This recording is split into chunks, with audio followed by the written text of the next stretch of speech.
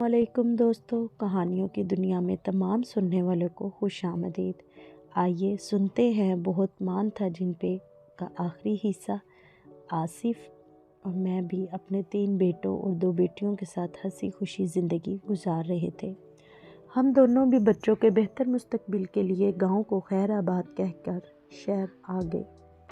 آصف محکمہ ڈاک میں کلرک تھے۔ آصف کی گاؤں میں آبائی زمین بھی تھی جس سے ہر مہینے اچھی آمدنی آ جاتی تھی۔ زندگی میں کسی چیز کی کمی نہیں تھی۔ ہم اپنی جنت میں بے حد خوش تھے۔ بچے اچھے اسکولز میں پڑھ رہے تھے۔ بڑے دونوں بچوں نے میٹرک فرسٹ ڈویژن میں پاس کیا۔ ایک کی خواہش ڈاکٹر بننے کی تھی اور دوسرے کا رجحان انجینئرنگ کی طرف تھا۔ ہم نے ان کی تعلیم کی راہ چننے کا فیصلہ انہی کی طرف چھوڑ دیا تھا۔ میں اور آصف بچوں کے مستقبل کو لے کر دل سے مطمئن تھے۔ آصف اچھے باپ اور اچھے شوہر ہونے کے تمام فرائض بخوبی نبھا رہے تھے۔ ہماری راحت اور سکون کے لیے انہوں نے اپنا آرام اور سکون تیاگ دیا تھا۔ وہ کہتے تھے جب بڑے دونوں بچے اپنے اپنے مقام پر پہنچ جائیں گے تو وہ سب کام چھوڑ کر گھر بیٹھ جائیں گے، پھر چھوٹے بچوں کی پڑھائی جانے اور ان کے بڑے بھائی جانے۔ مگر قدرت کو ان کا آرام جلد ہی منظور تھا۔ ابھی بڑے دونوں بچے ڈاکٹری اور انجینئرنگ کے تیسرے سال میں تھے کہ آفس جاتے ہوئے آصف کا ایکسیڈنٹ ہو گیا۔ حادثہ اتنا شدید تھا کہ وہ جانبر نہ ہو سکے۔ ہم سب پر قیامت ٹوٹ پڑی تھی۔ محبت کرنے والے شوہر کو کھو کر جہاں میں بکھر گئی تھی وہاں بچے شفیق باغ کے سائے سے محروم ہو کر بے حد اداس اور ڈسٹرب رہنے لگے تھے۔ زندگی آگے بڑھانی تھی سو مجھے حوصلہ کرنا پڑا۔ دھیرے دھیرے زندگی اپنی ڈگر پر رواں ہو گئی۔ آصف بینک میں اتنا پیسہ چھوڑ گئے تھے کہ بچوں کی تعلیم آسانی سے مکمل ہو سکتی تھی۔ آصف کے آفس سے جو رقم ملی وہ میں نے بیٹیوں کی شادی کے لیے رکھ دی تھی اور آصف کی آبائی زمین سے بھی آمدنی مل جاتی تھی۔ زندگی میں اب بھی سب کچھ تھا مگر آصف کی کمی کو ہر سانس کے ساتھ ہم سب محسوس کرتے تھے۔ زندگی میں خوشیوں کی بہار آ گئی تھی جب احسن اور اظہر نے اپنی اپنی فیلڈ جوائن کی تھی۔ دونوں لڑکیوں نے بھی گریجویشن کمپلیٹ کر لی تھی اور خدا کے فضل سے ان کے رشتے اچھی جگہوں پہ طے پا گئے تھے اور سب سے چھوٹا بیٹا سیکنڈ ایئر میں تھا۔ بچوں کا مستقبل محفوظ تھا۔ میں دل سے مطمئن تھی مگر وقت ہمیشہ ایک سا نہیں رہتا، اس کی فطرت میں بدلنا ہوتا ہے۔ میں نے دونوں بیٹیوں کی شادی دھوم دھام سے کی۔ احسن اور اظہر نے اپنی اپنی کلاس فیلوز کو جیون ساتھی چنا تھا، سو میں نے ان کی راہ میں دیوار بننے کی کوشش نہیں کی اور ان کی شادیاں وہیں کی جہاں انہوں نے چاہا۔ سب سے چھوٹا حارث اعلیٰ تعلیم کے لیے انگلینڈ جانا چاہتا تھا، سو دونوں بڑے بھائیوں نے اس کی خواہش کو عملی جامہ پہنا دیا۔ حارث کی جدائی کا غم مشکل سے سہی پر سہ گئی۔ بیٹیاں اپنے اپنے گھروں میں مصروف ہو گئیں تو بیٹے اپنی اپنی زندگیوں اور بیوی بچوں میں مصروف ہو گئے۔ پھر کچھ عرصے بعد حارث نے اطلاع دی کہ اس نے اپنی ایک انگریز کلاس فیلو سے شادی کر لی ہے۔ دل پر ایک بھاری پتھر آ گرا تھا، یعنی وہ اب وہاں پر پردیسی نہیں رہا تھا۔ وقت کی فطرت میں بدلنا ہے مگر وہ اس طرح بدلے گا میں نے کبھی سوچا بھی نہیں تھا۔ میں 5 بچوں کے ہوتے ہوئے بھی جیسے بے اولاد تھی۔ دل کی ویرانی اور تنہائی سے گھبرا کر اپنی ایک فرینڈ کے سلائی سینٹر جانے لگی۔ وہاں سے گھر آتی تو بہویں اپنے اپنے کاموں میں مصروف ہوتی اور بیٹے آتے تو سیدھے اپنے بیوی بچوں کے پاس چلے جاتے۔ بیٹیوں کو خیال آتا تو کال کر لیتی، نہیں تو دونوں میری کال سننے کا بھی ٹائم نہیں رکھتی تھیں۔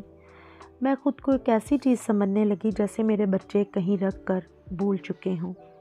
بالآخر میرے صبر کا پیمانہ لبریز ہو گیا۔ میں نے ان سے حتمی بات کرنا چاہی۔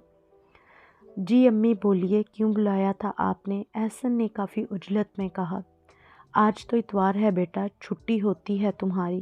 میں نے اس کی عجلت پر خفا ہوتے ہوئے کہا۔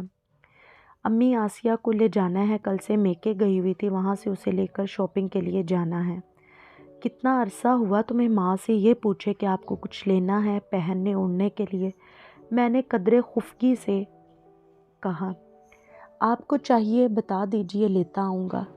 امی ان فضول باتوں کو چھوڑیے، بات جو کرنی ہے وہ کہیے۔ اظہر بھی احسن سے کم عجلت میں نہیں تھا۔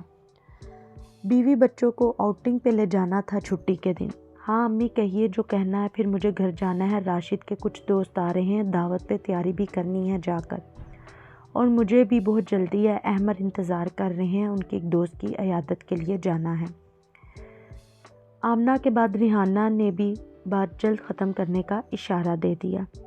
میں یہ کہنا چاہتی تھی کہ اپنے باپ کو تو اس کی موت کے بعد قبر میں اتارا تھا تم لوگوں نے، لیکن مجھے کیوں زندہ درگور کر دیا؟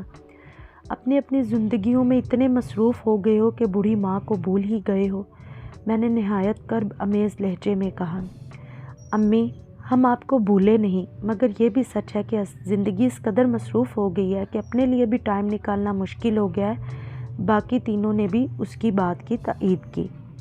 آپ کا شکوہ بجا صحیح امی، بس کیا کیا جائے، وقت دوڑتا چلا جا رہا اور اس کے قدم سے قدم ملا کر چلنے والا ہی کامیاب ہوتا ہے۔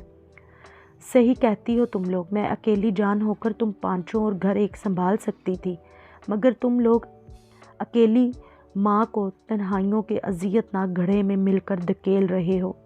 میں یہ کہہ کر رکی نہیں، اپنے روم میں آ گئی۔ میری بات کا پتہ نہیں ان پہ اثر بھی ہوا تھا یا نہیں، میں نہیں جانتی۔ شاید حالات کو مد نظر رکھتے ہوئے میرا فیصلہ درست تھا۔ جب بچوں کے پاس مجھے دینے کے لیے وقت نہیں تھا اور خود کو مصروف رکھنے کے لیے اصلاحی سینٹر جاتی، مگر اب تھکاوٹ ہونے لگتی تھی اور جانے آنے سے دل اواب ہو چکا تھا، سو جانا چھوڑ دیا۔ اور گھر میں تنہائی اور بھی جان کو عذاب بنا رہی تھی۔